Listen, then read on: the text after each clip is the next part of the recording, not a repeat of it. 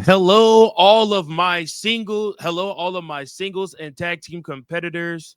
I think Zafritos does it, right? I don't know. What's up? It's Mike Jones, aka Virgil, stepping in for Fritos on this fabulous Friday night where we just got done watching the WWE SmackDown live from Italy. And this is your recap for March 21st. Excited to be here with all of you. Excited to recap tonight's chaotic, also just very, very cool. It was a very good episode of Friday Night SmackDown. So let's get right to the action. Don't forget, guys, if you love this channel, please share, like, and subscribe to this network, the We Book It Network, guys. We are constantly always trying to put out content. We review AEW, we review Monday Night Raw, we review SmackDown.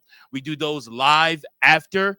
And then on top of that, we also do a Sunday night premiere show where we just talk about topics, just get together. It's about 4 or 5 of us, and we just talk about wrestling. If this intrigues you and you want to join that conversation, tune in for Sunday nights, 9 to 10 p.m., where we do a live episode. Excited for that as well. But don't forget, like, share, and subscribe. Also, like I said, comment below. Let us know your thoughts on wrestling. Now, with that being said, guys, we are on the road to WrestleMania, and we are stopping in Italy tonight. And that Italy crowd, like all of the overseas crowds, was hot. It was on fire. Randy Orton opens the show by making his way to the ring.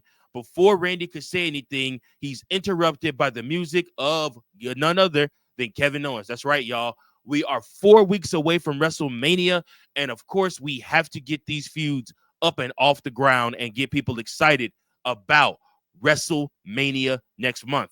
Now, Kevin Owens says he knows what Randy wants to do, but he asked Randy to listen to him first. He says he was wrong for attacking him, which is actually a first. Kevin Owens never admits he was wrong. And he says that he was wrong for hitting him with the pile driver. He said Cody deserved everything he did to him. Sammy deserved everything he did to him. He says Randy did not deserve what he did to him. He says Randy picked Cody over him, and that made Kevin do things that he regrets. He said, if anybody can understand that, it's Randy. Kevin says he is just human. Kevin says he means it, and he says he can forgive Randy for picking Cody's side. If Randy can forgive him for what he did to him in the past, they can leave things in the past. And then he says, and then he goes on to tell him that they need to look to the future, and the future is WrestleMania. Kevin says that he can't think of a better moment than him and Randy winning the tag team championships at WrestleMania. He said they were so close a few months ago, and they should have became tag team champs. He said, let's go for the titles. The crowd starts booing. Kevin tells the crowd to shut up. Randy says, and he tells the crowd to shut up. He tells Randy not to listen to the idiots. Randy thinks about it, and then he says he should roll out of the ring and beat your ass all over the arena. But what you said is intriguing. And Randy says he never heard Kevin Owens admit that he was wrong for anything. But he says, above all he wants to do is kick Kevin Owens' ass. He said, you were fight Owens fight, now you're bitch Owens bitch. You said you shouldn't have given me that pile driver and that you were saving me. He said that the voices are talking to me and they counsel me. The voices are telling me that what happens in Vegas stays in Vegas. But he will kick Kevin Owens' head off his shoulders at WrestleMania. And that right there sets up their match for WrestleMania. Hope you guys are excited about that one. Comment below. Let me know, who do you think would win between Kevin Owens and Randy Orton at WrestleMania? Who should win? Next up, we take a look back at what happened last week between Drew McIntyre and Damian Priest, where Drew McIntyre beat the hell out of Damian Priest. Man, what a match! What a match they're going to end up having at Mania 2. Match number 1 of the night is Damian Priest and Jimmy Uso versus Drew McIntyre and Shinsuke Nakamura. So Priest goes up the aisle and they throw punches. Priest with the forearm, and Nakamura joins in to help Drew. They work over Priest, and Jimmy with the plancha onto Drew and Nakamura. They go back and forth for a while into the ring. Like I said, this match goes pretty long. A really cool spot that you see in this match is Damian Priest set up Nakamura and Drew McIntyre, and then Jimmy Uso flies over the top rope, something Jay could not do, and Jay's been receiving a lot of crap about that. But anyways, he like I said, he flies over the top rope, lands on all of them. It looks pretty, really pretty. But the match comes to an end when Jimmy kicks Drew to the floor, and Jimmy with the kick through the ropes that sends Drew into the announce table. Nakamura knocks Jimmy off the apron with the knee, and then Priest with the South to Heaven for the 1, 2, 3. And your winners, Jimmy Uso and Damian Priest. Hey, listen. I know both of these men have been tag team champions. Actually, they've both been undisputed tag team champions. But they actually made a pretty good tag team. The whole Jimmy Uso, Damian Priest tag team, it wasn't bad, guys. It was not bad at all. Like, they worked really well together. It looked good. Aesthetically, having a big guy like that and then a high flyer like Jimmy Uso, it just worked, honestly, if you ask me. After the match, Drew attacked Priest from behind, and he punches Priest. Drew slams Priest's head into the mat and punches him some more. Drew with the Claymore to Priest against the ropes, and the crowd does the countdown in Italian. And then, of course, he gets him with a Claymore. So that's the end of that. We go to commercial break. We come back, and Braun Strowman is in the back, and LA Knight stops by and tells him that he hopes he knocks Fatu back to his factory settings. He says he will keep his eyes on them since they fight in numbers. Braun says he cannot wait to get his hands with Jacob Fatu because Nick Aldis says the winner gets a title match against LA Knight, and that is how he gets to WrestleMania. Ooh, tense moment right there. Then we look at what happened last week with Charlotte Flair and Tiffany Stratton, and then we see a split screen, guys. And let me tell you something. This promo battle right here was the calling card of Charlotte Flair. If you want to talk about no gloves, if you want to talk about pulling off the kid gloves, if you want to talk about two women that are aiming, or at least one that showed in this promo that she's aiming for that Saturday night main event spot, look no further than Charlotte effing Flair. I'm just telling you guys, she did her thing in this promo, and she cooked Tiffany Stratton in this promo. We are back from commercial break. It's Tiffany and Charlotte. Tiffany is asked about her mindset, and Charlotte interrupts, as she should, and she says that she speaks first. And Tiffany showed a lot. Charlotte says that she chose Tiffany because she felt sorry for her. You tried to compare yourself to her. Charlotte says everyone is compared to her, and she is not that special. First cook job. Tiffany says she has the title. Charlotte points out that she cashed in the title. Second cook job. Charlotte says you are delusional. WrestleMania will be the highlight of your career, but for her, it's another night. Third cook job. You think you can do this because you can do a backflip. Fourth cook job. Tiffany reminds Charlotte that she was the one of Trilogy's biggest supporters. Then she saw who Charlotte really is because she is the one to take her throne. Charlotte says that she said Tiffany was a star in the making. Did you want to give her that speech? She says she is here for real competition. Tiffany says Charlotte finds the hottest thing and throws water on it. I didn't like it. This is reminiscent of promo battle between John Cena and Roman Reigns, where Roman Reigns was still the big dog, and Roman Reigns couldn't even cut a promo without John Cena like just kicking his ass. Charlotte says Tiffany is not the hottest thing even on SmackDown. Ouch. Sixth cook job, let alone this company. Seventh cook job, you have always been beneath her, trying to catch her breath. Tiffany says the fans don't want you back. She has her entire career to top Charlotte's accolades. Charlotte says Tiffany will be lucky if she's here at her age. Eighth cook job. Tiffy says things run on Tiffy time. And that's the end of that promo. Scathing hot promo between Charlotte Flair and Tiffany Stratton. And I'm going to tell y'all right now, Charlotte won that promo battle, and every single thing she said was right. You know why it hurts? Because she's right. She's right about it all. And I'm so glad that Charlotte Flair checked the temperature her first night back after winning the Royal Rumble. And as soon as that crowd booed her, she dove head first into this whole heel character persona. And if Tiffany Stratton don't get her shit together, she is in for a long 4 weeks because Charlotte Flair ain't playing around with her. She's trying to be the main event. She is trying to position herself to be the main event. Tiffany Stratton got to get her act together. Otherwise, she is going to find herself fighting for the Intercontinental Championship and the U.S. Championship for the rest of her career. You're in the deep end with the big girls, and you have to show up. If you do not show up, Charlotte Flair will eat you alive. Now, there's reports going on out there that Charlotte Flair went into business for herself in this promo battle. But I say good, because literally this match, the WWE Women's Championship match, was an afterthought.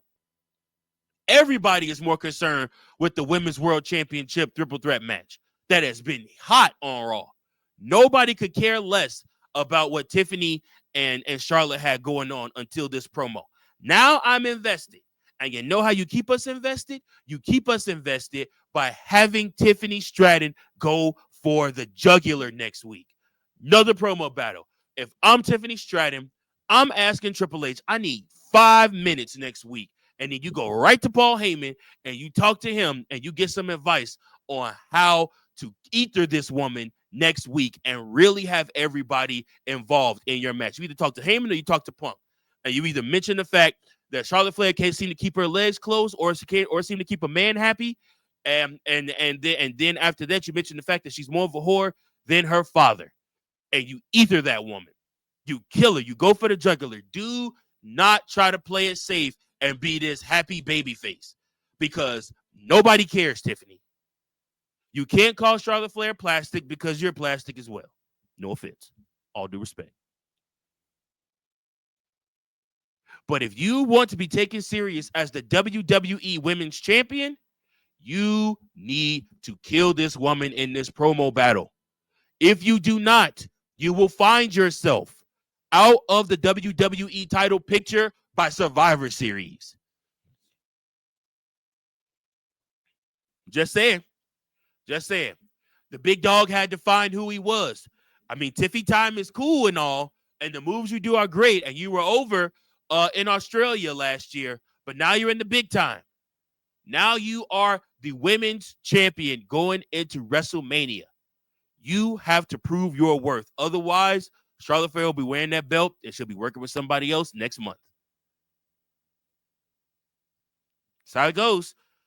I have hope for you, Tiffy, but I'm scared. I ain't gonna lie, because Charlotte ain't playing. She ain't playing, and they can't do nothing to her. They can't fine her. They can't suspend her. She's won the Royal Rumble. Even if she did go into business for herself, even if she did personally insult you, you got to insult that woman back. What that man Magic Johnson say now, you got to get him back. You got to get him back.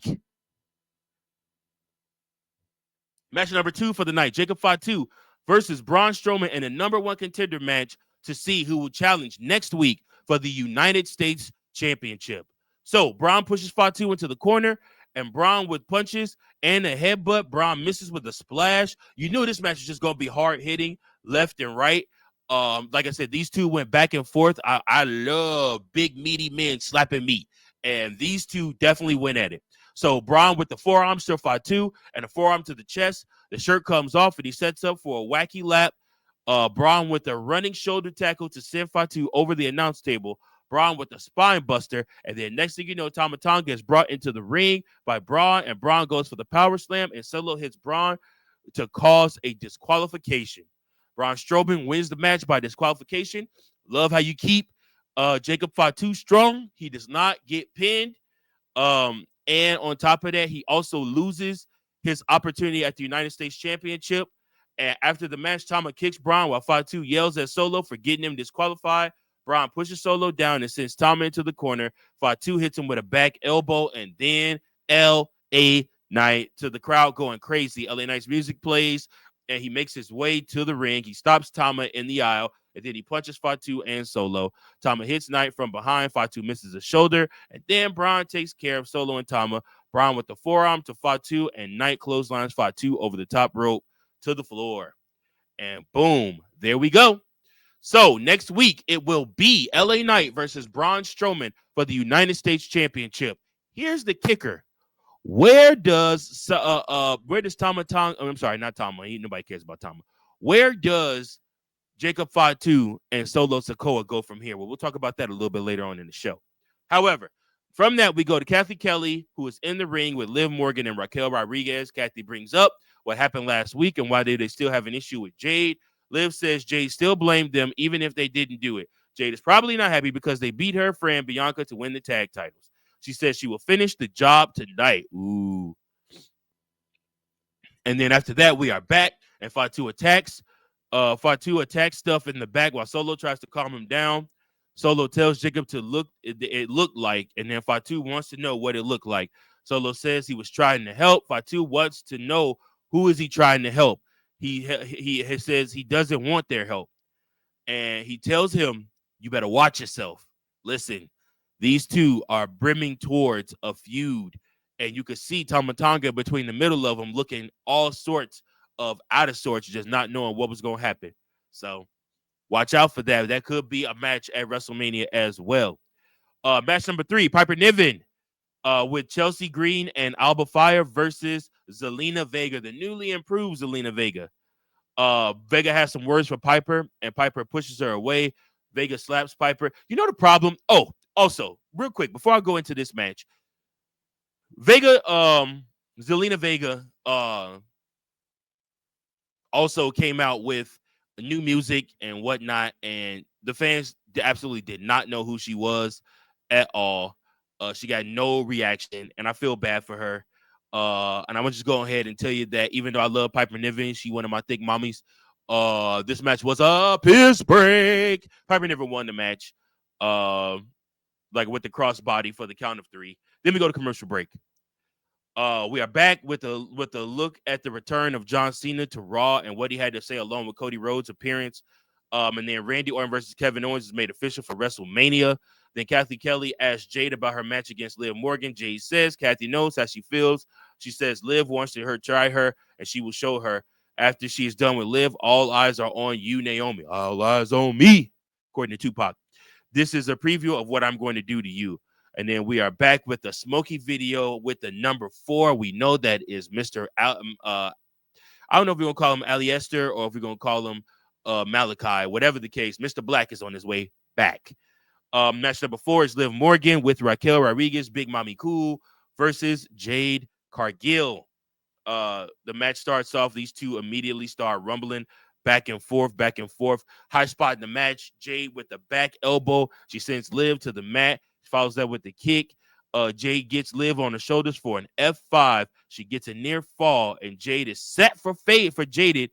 But Naomi, doing her best Owen Hart impression, comes out to the ring and makes her way to ringside area. Jade goes after Naomi, loses focus in the match. Dumb babyface syndrome. And Naomi gets to the floor. Jade blocks Oblivion and slams Liv to the mat. Naomi hits Jade with the title belt while Raquel distracts the ref. Liv and Oblivion for the 3 count. Liv Morgan beats Jade Cargill. After the match, Naomi attacks Jade and punches her. Naomi with a series of kicks to Jade. Naomi sends Jade out of the ring and into the announce table. And that feud is heating up. Guys, listen. I say what you want about WWE. There are a lot of women's championships. Yes, you got US, you've got Intercontinental, you've got the WWE, and you got the world title. We know both women, WWE and world title, will be defended at Mania. We are not sure what's going to happen with the tag titles. However, you have got to give WWE all the credit in the world. Why? Because this feud, this match is going to be a part of WrestleMania, and it has no title implications, and it could literally steal the show and be better. 2 black women being better than all women's matches for the weekend. Kudos to the writers. Kudos. I mean, literally 3 months ago, we were joking about we didn't know what happened to Jade Cargill. And now we can't take our eyes off of this. We don't know what's going to happen. But I'm excited. Kathy stops Drew in the back, and she says, what is the next for him with Priest? Drew says he explained it so easily a 5-year-old could understand. Priest will probably brag about winning a tag match against Drew tonight. Drew wants to know how he is wrong. He says to poke holes in his logic. He says Priest is a tough, but he is stupid. Drew says he will be in London next week. Drew walks up to Seth, and Seth chuckles. Montez Ford and Angelo Dawkins are making their way to the ring. Montez, for the first time in 4 years, your new WWE Tag Team Champions are the Street Profits. Dawkins says it's about damn time. For the past 4 years, a lot of doubters were creeping in. They were questioning each other, but holding these titles now made it all worth it. Montez says they are going to celebrate tonight, but he wants to be serious. No matter what happens, he can count on his brother. And then Legata del Fantasma interrupt. And then Santos speaks in Italian to get the crowd behind him. He says, this is a moment. They finally captured gold. This is beautiful. Too bad it's going to end abruptly. His familia are pissed. They are pissed just like the crowd. They are ready to take the titles. And then Pretty Deadly make their way to the ring. Kid and Elton throw out yes boys. Kid says Santos can run his mouth all night, but they are the number one contenders. Elton says what Legado needs is to step aside. Santos says they will not step aside. The Street Profits believed your gossip, and that is why we're in this situation. The Street Profits did not apologize, so it's their problem now. Ford tells Santos that Pretty Hefty have a title match, and it looks like Santos boys looking for a fight. Let's go, Chico.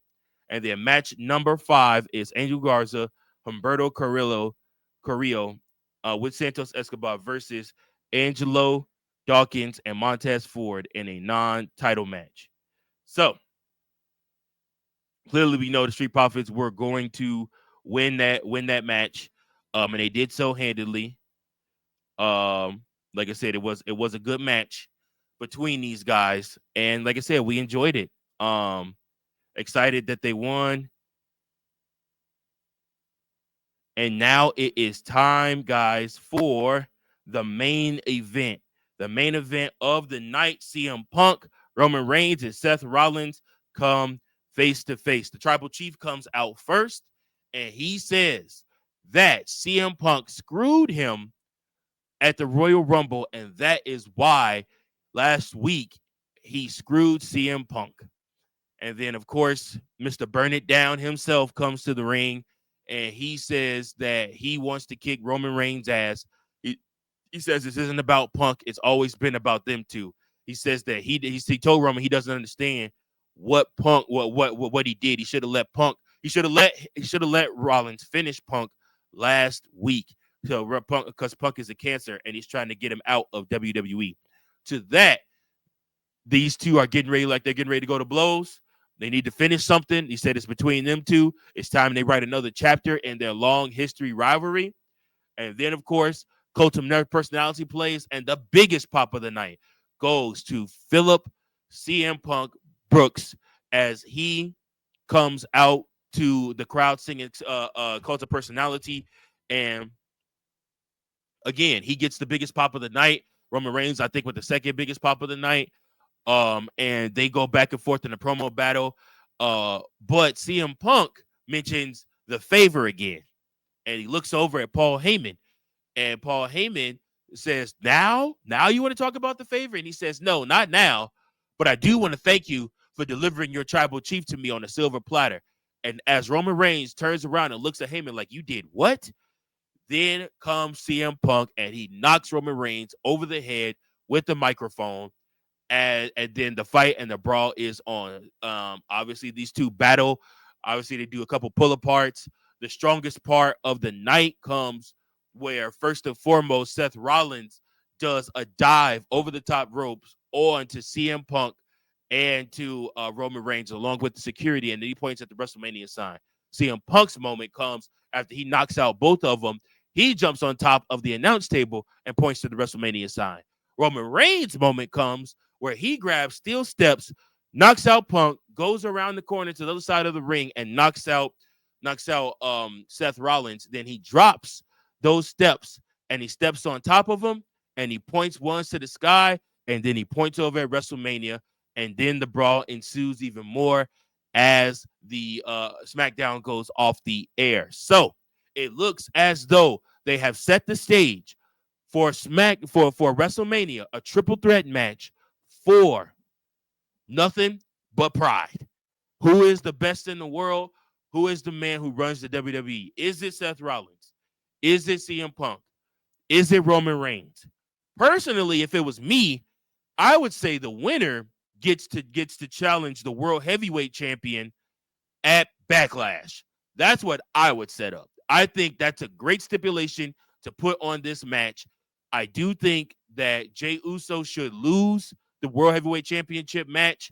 It will not hurt him, like I said. But and then you do Gunther versus either one of these three is going to tear the house down at Backlash. So those are my predictions. This is your SmackDown results show. Thank you all for watching. Fritos will probably be back with you next week, but even if he ain't, I'll be back again to talk even more SmackDown as we head to this road to WrestleMania 41 in Las Vegas. Cannot wait. Cannot wait. Guys, please remember, like, share, subscribe. Appreciate you all so much. Have a bang-up day. Have a bang-up night, bang-up weekend. Remember, Sunday night, do not miss our premiere episode of the We Book It Sunday Night Show. Appreciate you guys so much. Until next time, keep those booking pencils sharp and keep on booking. Peace.